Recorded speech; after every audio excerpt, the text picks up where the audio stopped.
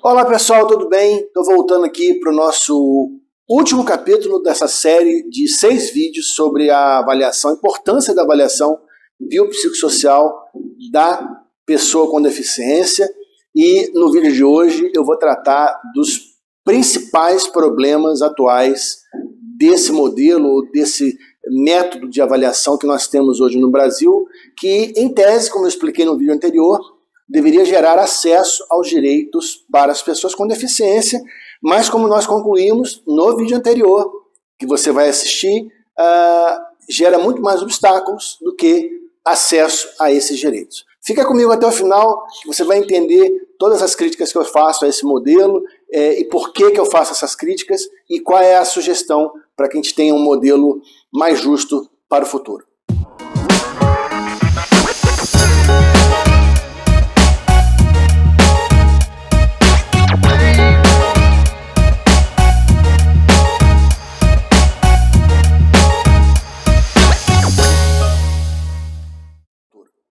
Você ainda que não me conhece, meu nome é André Coelho, sou advogado especialista no direito da pessoa com deficiência e trabalho aqui nesse canal para trazer para as pessoas com deficiência informação de qualidade para que elas possam ter uma vida mais digna. Esse é o objetivo principal aqui do nosso canal. Tá legal? Antes mesmo de a gente começar o conteúdo do vídeo, quero te convidar, se você ainda não é inscrito, para se inscrever aí no canal, isso ajuda bastante. Aqui outras pessoas também tomem conhecimento desse material. Aperta o sino para você receber a notificação dos nossos vídeos que a gente traz por aqui e também das lives que a gente publica aqui toda quarta-feira. Tá legal? Vamos lá. A gente vai falar um pouco sobre os problemas atuais do modelo de avaliação biopsicossocial que é utilizado hoje no Brasil, mas eu preciso contextualizar vocês de uma situação. Primeiro, vamos lá. O que a Lei Brasileira de Inclusão fala, e eu vou ler aqui as palavras corretas para que eu não me perca, para que não fale nenhuma bobagem, em relação à avaliação biopsicossocial, de acordo com o definido na Convenção Internacional da ONU para a Pessoa com Deficiência, ela é compreendida, essa avaliação, como um resultado da interação entre as características do indivíduo, presta bem atenção nisso, impedimentos e capacidade pessoal, capacidade funcional, perdão, e o contexto ambiental da pessoa. Então presta muita atenção nisso, porque isso aqui vai esclarecer muita coisa para muita gente.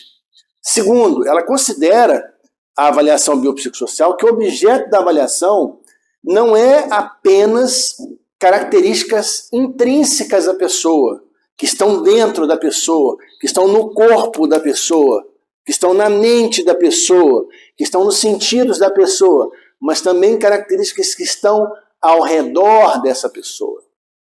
Isso é fundamental, porque, já adiantando, a grande maioria das avaliações são feitas levando em consideração apenas o aspecto médico. Tem que avaliar o aspecto médico? Claro que tem, mas não é só isso que é uma avaliação biopsicossocial. Além disso, inclui ou deveria incluir informações sobre aspectos não ligados à saúde, como nível educacional, habilidades, objetivo de vida, etc. E aqui eu vou incluir sonhos, perspectivas, planos que a pessoa tem, planos que a família dessa pessoa tem. Tudo isso tem que ser considerado para que a gente possa chamar de avaliação biopsicossocial. E, por fim, não menos importante, esse é um modelo, isso tudo que eu falei aqui agora no início, que se baseou para a criação do que a gente chama de IFBR. O que é o IFBR, André? É o Índice de Funcionalidade Brasileiro. É o modelo, é a ferramenta que se utiliza desde 2011, para ser bem claro, para ser bem exato aqui, desde 2011, mas ele só vem a ser publicado em 2013, em 2018 ele já tem uma atualização, ok? Há uma modificação nele, porque se entendeu a necessidade de se fazer essa modificação, E, bom, então essa ferramenta, esse modo de se avaliar, que eu vou explicar como é que é para vocês aqui nesse vídeo, foi criado, foi constituído, levando-se em consideração tudo isso que eu acabei de falar para vocês. Deu para entender? Esse que chamamos de FBR, na verdade hoje chama-se FBR-M, que é o Índice de Funcionalidade Brasileiro Modificado, que é o de 2018. Ele é composto por 7 níveis de domínios que são estudados ou deveriam ser avaliados para a pessoa com deficiência. O primeiro nível é o de domínio, tá? Que inclui aprendizagem e aplicação de conhecimento. O segundo, comunicação. Terceiro, mobilidade. Quarto, cuidados pessoais. 5, vida doméstica. 6, educação, trabalho e vida econômica. 7, relações e interações interpessoais, vida comunitária, social, cultural e política. Então, são 7 domínios que são avaliados, 7 níveis que são avaliados, deveriam ser para as pessoas, para se chegar a uma conclusão se essa pessoa é ou não é uma pessoa com deficiência. Agora, observe o que eu vou falar aqui agora, desses 7 domínios, tá? Não é uma perguntinha para cada uma dessas, não. Para vocês terem uma ideia, no domínio número 1, que é o de aprendizagem, são 9 atividades ou 9 questões. No 2 são 8, no 3 são 8. No total são mais de 40 questões que deveriam ser apresentadas para cada pessoa, para que o aplicador tenha uma conclusão de acordo com essa ferramenta para dizer se aquela pessoa é ou não é uma pessoa com deficiência. E aí fica uma pergunta aqui para você de novo.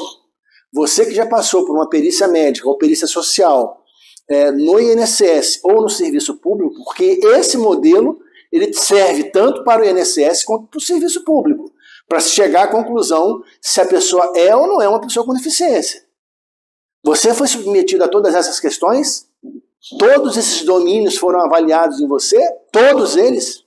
Porque se olha, se é como eu todo dia recebo aqui no escritório, pessoas que me afirmam que não passaram nem 5 minutos lá dentro, que em alguns casos sequer os peritos olharam para eles, pediram algum documento, fizeram qualquer pergunta, eu quero acreditar que ou está faltando fiscalização, ou está faltando treinamento, ou está faltando conhecimento, ou está faltando vergonha.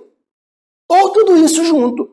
Porque a grande maioria dos relatos que eu recebo são de pessoas que passaram ali rapidamente por aquela entrevista, vamos chamar assim, por aquela perícia. Eu sempre falo que perícia não é consulta médica, né? A pessoa vai ali para ser, na perícia médica, para ser avaliada a questão das capacidades médicas dele, ok? Mas também não é só para isso, de acordo com essa ferramenta. Quando ela passa pelo assistente social, cabe ao assistente social fazer essas avaliações complementares junto com o médico. Então as duas pessoas ali, né, os dois peritos, se completam. Mas assim, na prática, e essa que é a minha grande crítica ao modelo atual, não que o modelo esteja errado, apesar de eu achar que ele já está defasado, já não comporta algumas coisas em relação ao próprio conceito da pessoa com deficiência, precisa ser melhorado, precisa ser atualizado novamente, porque são questões dinâmicas que acontecem, nós precisamos rever isso de tempos em tempos, isso precisa ficar muito claro em qualquer modelo de avaliação da pessoa com deficiência, mas o principal ponto de crítica é que não há nesse momento a aplicação correta dessa ferramenta. Se ela fosse aplicada corretamente, eu tenho certeza absoluta que muitas pessoas com deficiência teriam muito mais acesso aos seus direitos do que elas têm hoje. Então, o grande motivador de falta de acesso de direitos da pessoa com deficiência hoje são avaliações biopsicossociais sendo aplicadas de forma completamente incorretas, equivocadas, atrapalhadas e tudo mais que você quiser. Eu tenho milhões de relatos, não estou sendo exagerado, tem muitos relatos, cada um mais absurdo que o outro. Eu tenho muitos casos concretos, que a gente não pode falar porque a OAB não permite, de situações em que não foi constatado a deficiência de uma pessoa, e a pessoa é paraplégica há anos. Como que essa pessoa não é uma pessoa com deficiência? Nós temos relatos de pessoas com deficiência auditiva total e de fala total que são impedidas de entrar na avaliação com o intérprete. E agora? Como que um perito que não tem treinamento em linguagem de sinais, em língua de sinais brasileira de sinais, vai fazer uma avaliação com essa pessoa? Explica para mim. Tem relatos de mães desesperadas com filhos com autismo, com TDAH e com outras doenças que indicam a deficiência intelectual ou a deficiência mental, que são tratadas com desrespeito porque entendem que aquelas crianças são mal educadas. Então, alguma coisa de muito errado está acontecendo nessa situação que mostra para nós que o atual modelo, apesar de ter sido um modelo construído de forma muito inteligente, precisa de alterações e precisa ser aplicado de forma efetiva, o que não está acontecendo. Qual é o motivo? Quem tem que apresentar é o poder público. Não é a população, não são os destinatários do direito. Os destinatários do direito, as pessoas com deficiência, são obrigadas, no meu ponto de vista, a denunciar isso. E, infelizmente, eles têm pouca voz, seja nos municípios, nos estados, na própria União, e, enfim, eu vejo pouca gente falando e apontando o dedo para isso. Só que o que acontece? Quem perde com isso no final das contas são as pessoas com deficiência que ficam marginalizadas, ficam longe dos seus direitos cada vez mais. Quero continuar aqui falando desse modelo, dizendo como é que ele funciona. Então é assim, passado todas essas questões, né, em tese, que a pessoa deveria passar, é feita uma pontuação que vai de 25 a 100. Então 25, 50, 75 e 100. Quanto menor a pontuação, significa dizer que a pessoa tem uma deficiência mais acentuada, vamos chamar assim, nesse momento. E aqui vai outro problema sério. Então é assim que funciona. Se a sua pontuação for baixa, você é considerado uma pessoa com deficiência. Uma pontuação que a régua é de 25 e 25. Entenda a minha crítica qual é. Então é assim, 0, 25, 50, 75 e 100. Se você tiver todas as notas ali 50, você está no meio, você vai ser classificado. Mas aí agora vem um segundo problema, que é a questão da aferição do grau, que é um negócio seríssimo. Porque se criou um conceito de grau apenas leve, moderado e grave. Só existem esses três. Não existe nada intermediário. E aí, essa pontuação, essa distância de números de 25 e 25, no meu modo de ver, é injusto. Porque ele não classifica de maneira exata ou mais aproximado do exato a deficiência, o grau de deficiência de uma pessoa.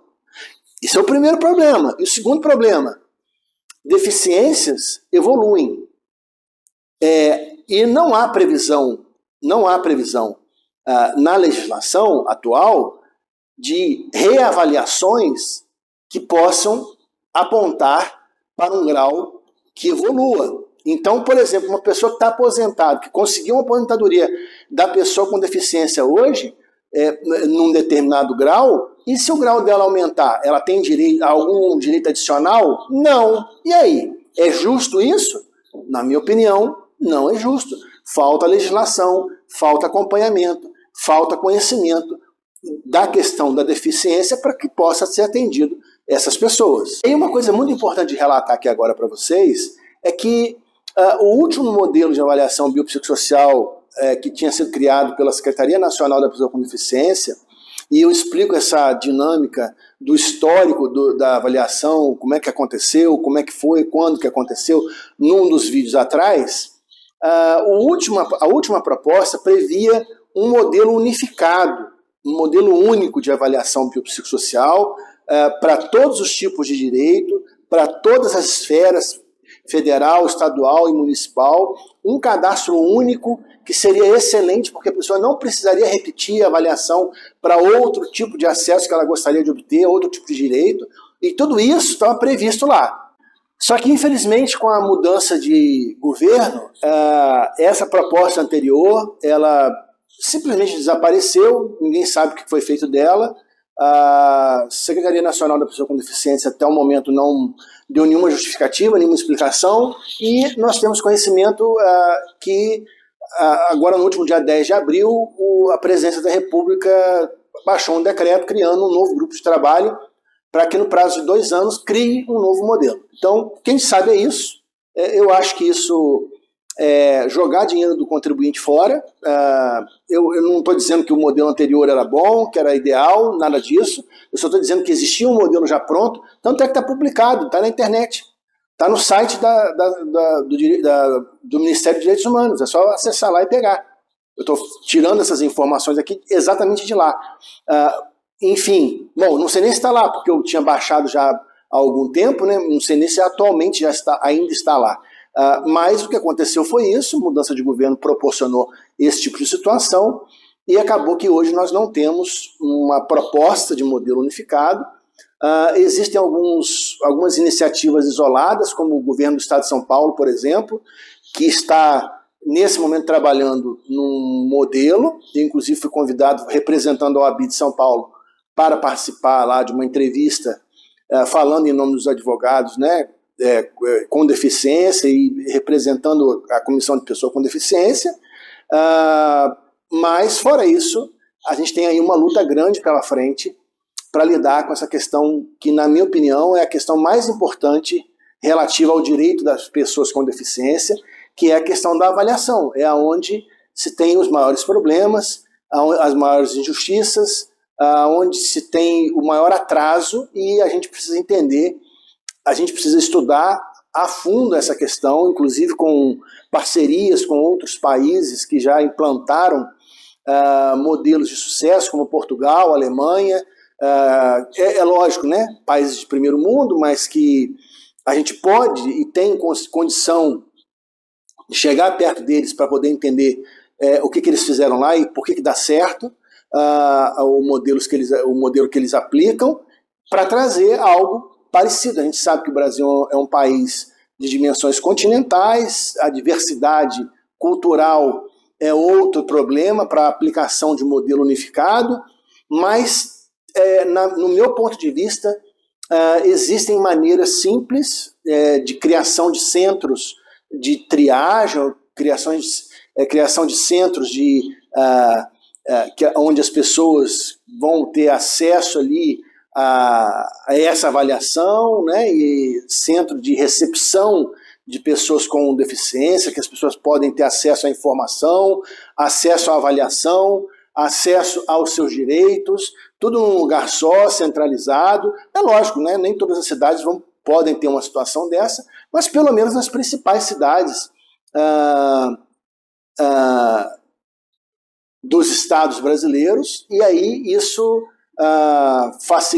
pode facilitar bastante a vida das pessoas com deficiência, além da aplicação de uma ferramenta de avaliação que seja justa, que seja entendível por quem está aplicando, né? Que haja treinamento, capacitação permanente para os aplicadores, isso é outra questão que é essencial, e que haja acesso às pessoas com deficiência nas explicações e que as pessoas possam ter a possibilidade, ainda na etapa da avaliação, de justificar certas coisas. Porque às vezes o aplicador não entendeu determinado ponto, ou não ficou claro um determinado laudo. A coisa é feita muito, a avaliação hoje é feita de forma muito impessoal, muito distante da realidade da pessoa com deficiência. E isso acaba ocasionando resultados que vão ser negativos, é óbvio. É uma coisa quase que lógica, né, que vai acontecer. E não tem como dizer que não. Então, além de todos esses pontos, a gente precisa estimular que políticas públicas federais, estaduais e municipais criem possibilidade para que essas pessoas possam ser atendidas em seus direitos essenciais e nos direitos que não são essenciais, que são coisas mais individuais, que elas possam se submeter a uma avaliação digna e justa. Ok? Bom, pessoal, eu fiquei muito feliz em fazer essa série aqui, porque eu acho que vai ser de grande importância para muita gente, vai abrir a cabeça de muita gente em relação ao que é ser uma pessoa com deficiência, quais são os principais problemas que a pessoa com deficiência enfrenta hoje, quais são possíveis soluções para essas situações, abrir os olhos dos gestores, dos políticos, para que olhem para a Lei Brasileira de Inclusão como uma coisa real e que é responsabilidade deles, e que nós, pessoas com deficiência, possamos cobrar dessas pessoas a implantação desses direitos, a implantação imediata dessa lei em todos os lugares do Brasil, para que todas as pessoas com deficiência sejam atendidas e tenham uma vida mais digna. É só isso, a lei já existe, a Lei Brasileira de Inclusão está aí, ela está pronta, é boa, é ideal, não é ideal, mas é boa, e ela precisa ser só implementada de forma efetiva, só isso. E se essa série de vídeos serviu para você para alguma coisa, coloca seu comentário aqui no vídeo, porque isso é muito importante para nós, tá? Para a gente saber se a gente está no caminho certo, se a gente está colaborando com a comunidade de pessoas com deficiência, o que a gente pode fazer além disso, quais são as sugestões de vocês. Se você puder, deixa um joinha, porque isso faz com que outras pessoas também tomem conhecimento desse conteúdo e dos demais vídeos. Então, assim, foi um grande prazer fazer esse trabalho aqui com vocês. Foi um trabalho dividido em 6 etapas, de quase 3 horas no total de vídeos aí, né?